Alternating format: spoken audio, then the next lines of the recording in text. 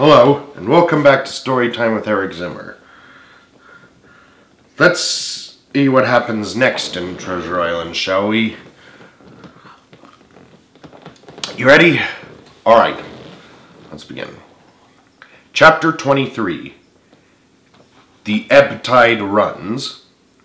The Coracle, as I had ample reason to know before I was done with her, was a very safe boat for a person of my height and weight, with both buoyant and clever in the seaway. But she was the most cross-gained, lopsided craft to manage. Do as you pleased, she always made more leeway than anything else, and turning round and round was the maneuver she was best at. Even Ben Gunn himself has admitted that she was queer to handle till you knew her way. Certainly I did not know her way. She turned in every direction but the one I was bound to go. The most part of the time we were broadside on, and I am very sure I never should have made the ship at all but for the tide. By good fortune, paddle as I pleased, the tide was still sweeping me down, and there lay the Hispaniola right in the fairway, hardly to be missed. First she loomed before me like a blot of something, yet blacker than darkness. Then her spars and hull began to take shape, and the next moment, as it seemed, for the further I went, the brisker grew the current of the ebb. I was alongside of her hawser, and had laid hold. The hawser was as taut as a bowstring. So strong she pulled upon her anchor. All around the hull in the blackness the rippling current bubbled and chattered like a little mountain stream. One cut of my sea gully, and the Hispaniola would go humming down the tide. So far so good, but it next occurred to my recollection that a taut hawser suddenly cut is a thing as dangerous as a kicking horse. 10 to 1, if I were so foolhardy as to cut the Hispaniola from her anchor, I and the Coracle would be knocked clean out of the water. This brought me to a full stop, and if fortune had not again particularly favored me, I should have had to abandon my design.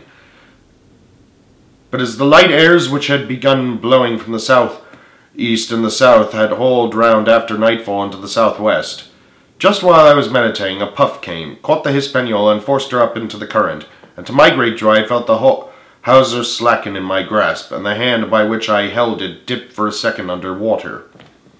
With that I made my mind up, took out my gully, opened it with my teeth, and cut one strand after another, till the vessel only swung by 2. Then I lay quiet, waiting to sever the last when the strain should be once more lightened by a breath of wind. All this time I had heard the sound of loud voices from the cabin, but to say truth, my mind had been so entirely taken up with other thoughts that I had scarcely given ear. Now, however, when I had nothing else to do, I began to pay more heed. One I recognized for the coxswain's Israel Hands, that had been Flint's gunner in former days. The other was, of course, my friend of the red nightcap. Both men were plainly the worst of drink, and they were still drinking, for even while I was listening, one of them, with a drunken cry, opened the stern window and threw out something, which I divined to be an empty bottle. But they were not only tipsy, it was plain that they were furiously angry. Oaths flew like hailstones, and every now and then there came forth such an explosion as I thought was sure to end in blows. But each time the quarrel passed off, and the voices grumbled lower for a while until the next crisis came, and in its turn passed away without result.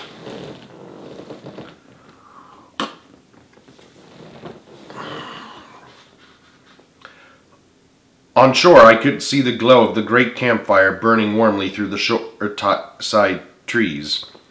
Someone was singing a dull, old, droning sailor song with a droop and a quaver at the end of every verse, and seemingly no end to it at all but the patience of the singer. I had heard it on the voyage more than once, and remembered these words: "But one man of her crew alive would put to sea with 75.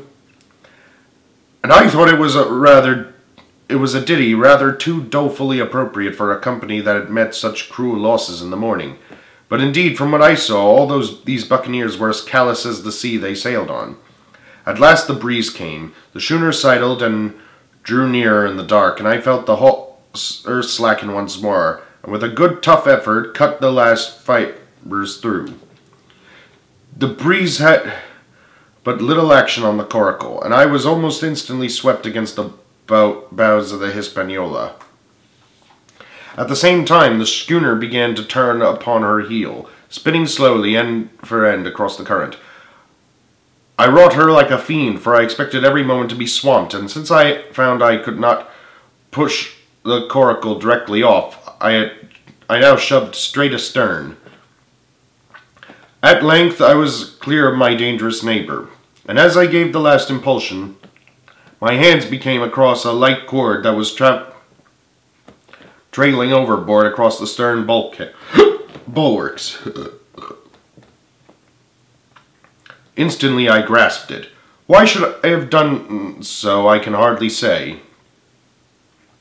It was at first mere instinct, but once I had it in my hands and found it fast, curiosity began to get the upper hand, and I determined I should have one look through the cabin window. I pulled in hand over hand on the cord, and when I judged myself near enough, rose an infinite risk to about half my height, and thus commanded the roof and a slice of the interior of the cabin. By this time the schooner and her little consort were gliding pretty swiftly through the water. Indeed, we had already fetched up level with the campfire. The ship was taking, as sailors say, loudly, treading the innumerable ripples with an incessant, weltering splash, and until I got my eye above the window-sill, I could not comprehend why the watchman had taken no alarm. One glance, however, was sufficient, and it was only one glance that I durst take from that unsteady skiff. It showed me Hans and his companion locked together in a deadly wrestle, each with a hand upon the other's throat. I dropped upon the thwart again, none too soon, for I was near overboard. I could see nothing for a moment, but these two furious and crimsoned faces swaying together under the smoky lamp, and I shut my eyes to let them grow once more familiar with the darkness. The endless ballad had come to an end at last, and the whole diminished company about the campfire had broken into the chorus I had heard so often. 15 men on the dead man's chest, yo-ho-ho, and a bottle of rum. Drink and the devil had done for the rest. Yo-ho-ho, and a bottle of rum.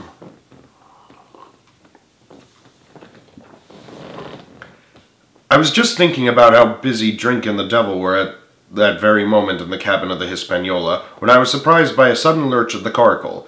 At the same moment she yawned sharply and seemed to change her course. The speed in the meantime had strangely increased.